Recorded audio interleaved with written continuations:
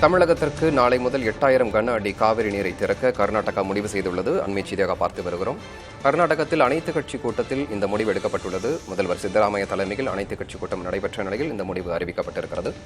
தமிழகத்திற்கு நாளை முதல் 8000 கன அடி காவிரி நீரை திறக்க கர்நாடக அரசு முடிவு செய்துள்ளதாக அறிவிப்பு வெளியாகியுள்ளது. அண்மை செய்தியாக பார்த்து வருகிறோம். இதுகுறித்து கூடுதல் தகவல்களை எமது செய்தியாளர் ஜெகநாத்திடம் கேட்கலாம். ஜெகநாத், வணக்கம். கூடுதல் தகவல் என்ன? 8000 கன அடி காவிரி நீர் திறக்கப்படும் என அறிவிக்கப்பட்டிருப்பதால் வேற என்ன தகவல் இருக்கிறது ஜெகநாத்? தமிழகத்திற்கு கடந்த 12ஆம் தேதி முதல் வரும் 31ஆம் தேதி வரை நாள்தோறும் 1 TMC தண்ணீரை வழங்க வேண்டும் என காவிரி ஒழுங்காற்று குழு கர்நாடக அரசுக்கு பரிந்துரை செய்திருந்தது.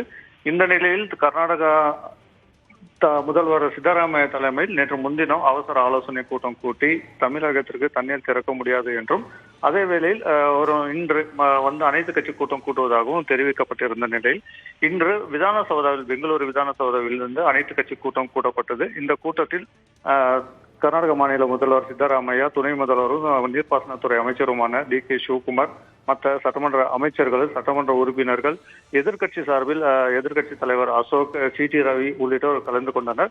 இது மட்டுமின்றி காவேரி விவகாரத்தில் உச்ச நீதிமன்றத்தில் வாதாடக்கூடிய வழக்கறிஞர் மோகன் கட்கரி மற்ற துறை ரீதியான அதிகாரிகளும் கலந்து கொண்டு ஆலோசனைகள் மேற்கொள்ளப்பட்டது. இந்த விவாதத்தில் கர்நாடகாவில்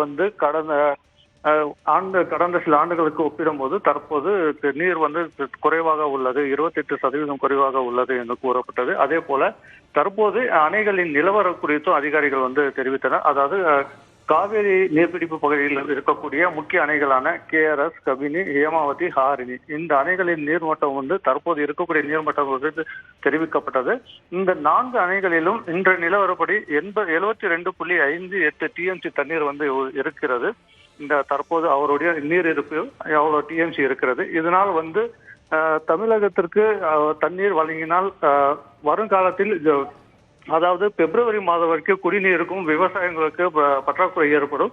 அதனால் தண்ணீர் வழங்கக்கூடாது என எதிர்க்கட்சி தலைவர்களும் அமைச்சர்களும் தெரிவித்திருந்தனர். இந்த ஒரு சூழ்நிலை தான் உச்ச நீதிமன்றத்தில் வாதாடக்கூடிய நீதிமன்ற மோகன் கட்கரி நாம சட்ட ரீதியாக இதை எதிர்கொள்ளலாம், தண்ணீரை விடாமல் இருந்தால் சட்ட ரீதியான சிக்கல்கள் ஏற்படும். தற்போது அணைகளில் நீர் இருப்பது குறித்து அனைத்து விவரங்களும் கேட்டறிஞ்சிருக்காங்க. இதனால 11,000 கன அடிக்கு இது பதிலாக, அதாவது என்றால் வினாடிக்கு 11,500 கன அடி தண்ணீர் திறக்க வேண்டும். அதற்கு பதிலாக 8000 கன அடி தண்ணீரை வரும் 31ஆம் தேதி வரை திறக்கலாம் என அவர் வழக்கறிஞர் அரசுக்கு ஆலோசனை வழங்கினார். இதையடுத்து கூட்டம் முடிந்த பிறகு செய்தியாளரை சந்தித்த கர்நாடக முதல்வர் சித்தராமையா ஏற்கனவே தண்ணீர் விடக்கூடாது என்று சொல்லி தெரிவிக்கப்பட்டிருந்தது. தற்போது கபினி அணை நிரம்பி உபரி நீர் வெளியேற்றப்படுகிறது. அதே போல KRS அணைக்கும் தற்போது இன்று மாலை நீர் வரத்து அதிகரிக்கும். அதாவது ஹாரங்கி அணையிலிருந்து தண்ணீர் திறக்கப்பட்டுள்ளதால் அணை வரத்து அதிகரிக்க வாய்ப்பு உள்ளது. எனவே வழக்கறிஞர் கூறியது போல சட்ட சிக்கல்கள் எதுவும் ஏற்படாமல் இருக்க நாளை முதல் நாள்தோறும் 8000 கன அடி தண்ணீர் வினாடிக்கு திறப்பதாக கர்நாடக முதல்வர் தெரிவித்துள்ளார். விவசாய சங்கத்தை சேர்ந்த PR பாண்டியன் இணைப்பில் இருக்கிறார். வணக்கம் சார். வணக்கம். தற்போது இந்த 8000 கன அடி நீர் திறக்கப்படும் என்று கர்நாடக அரசு கூறியுள்ளது. இது போதுமானதா? நீங்க என்ன நினைக்கிறீங்க? கர்நாடகாவில் அனைத்து அணைகளும் நிரம்பி தண்ணீர் வெளியேற துவங்கிவிட்டது. ஆனால் ஆணையத்தின் உத்தரவை ஏற்க மாட்டேன் என்று முடிவெடுப்பதற்கு கர்நாடக அரசுக்கு அதிகாரம் இல்லை. அது அவர்கள் மாநிலத்தில் இருக்கிற அரசியல் கட்சிகளை சமாதானப்படுத்துவதற்கும் இந்த முடிவை அவர்கள் அறிவிக்கலாம். ஆனால்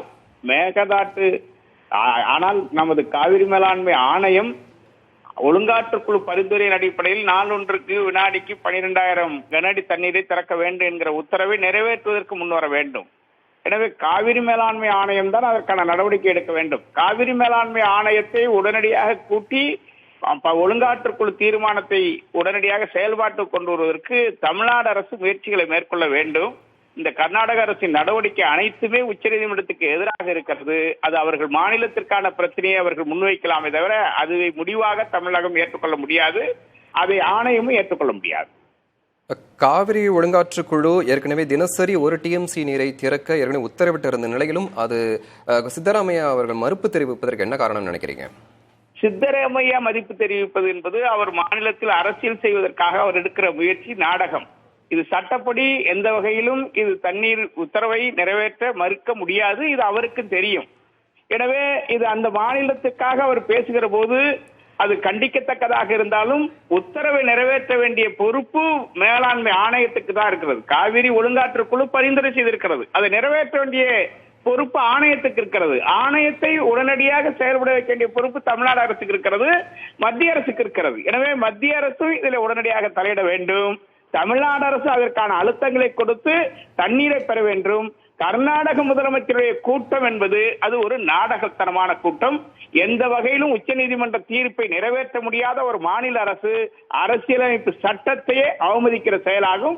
எனவே தமிழ்நாடு அரசு கர்நாடக அரசின் மீது இப்படி குழப்பங்களை உருவாக்குகிற, அண்டை மாநிலங்களில் பிரச்சனைகளை உருவாக்குகிற, நீராதார பிரச்சனைகளை வச்சு அரசியல் செய்கிற கர்நாடக அரசின் மீது சட்டப்படி நடவடிக்கை எடுப்பதற்கும் பரிந்துரைகளை தமிழ்நாடு அரசு மேற்கொள்ள வேண்டும். அதற்கான நடவடிக்கைகளை மேற்கொள்ள வேண்டும்.